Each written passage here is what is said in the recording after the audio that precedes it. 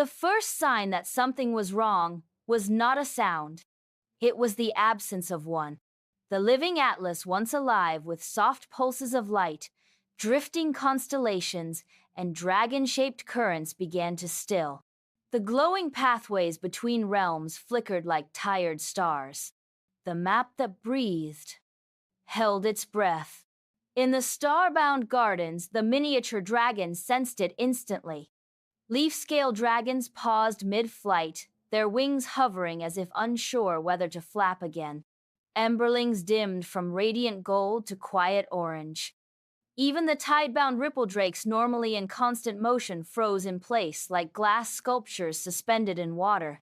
The children stood at the center of the gardens, surrounded by floating symbols from the atlas. Each symbol represented a world saved, a balance restored, a lesson learned. But now, something new appeared. Not a symbol, a void. A shape that refused to take shape. It was not darkness. Darkness still had depth, texture, potential. This was silence, a space where motion, growth, and change simply did not exist. The eldest miniature dragon, Aurelian Shardwing, whose scales carried faint starlight patterns older than memory, spoke for the first time in generations. "This place," he said softly, "has no name, because names require change." The children felt the truth of it ripple through them. The living atlas shifted, forming a final edge, an unmapped boundary where the glowing path stopped abruptly, like a shoreline meeting endless calm. Beyond it was the Still Expanse, the origin of silence. Long before the first dragon hatched on Earth, before the Ushumgal coiled through primordial fire, before the Peloroi shaped mountains with their steps, before the Fomorians rose from storming seas, there was an experiment. The universe, young and curious, attempted perfection. A realm without chaos, without imbalance, without conflict, without growth. A place where nothing could go wrong because nothing could change. The result was not harmony, it was stagnation.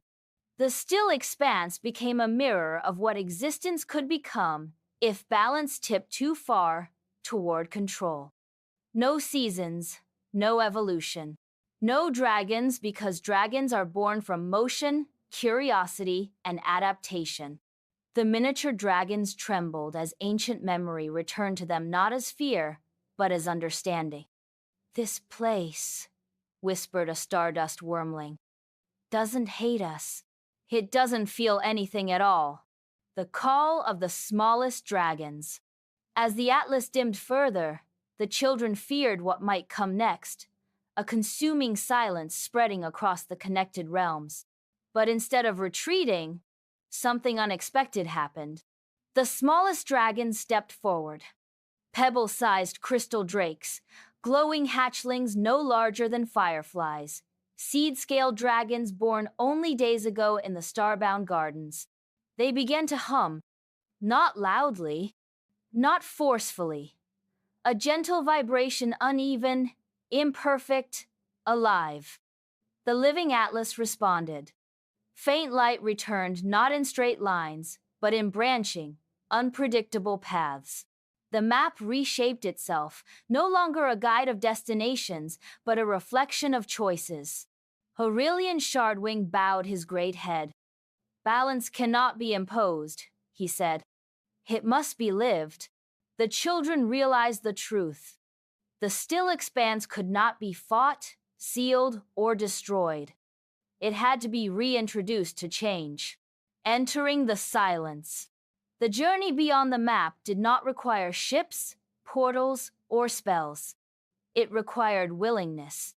The children, accompanied only by miniature dragons, stepped forward as the atlas folded inward, transforming into a doorway made of memory and possibility. Crossing the threshold felt like stepping into still water. No wind, no sound, no resistance. Inside the Still Expanse, The landscape was smooth and endless flat plains of pale stone beneath a colorless sky. Time did not pass normally. Footsteps left no marks. Yet the miniature dragons began doing what silence had never known. They played. A glowing traced a spiral in the air. A seed dragon sprouted a leaf that immediately changed color. An emberling sparked not to burn, but to warm. With each tiny action, the expanse responded.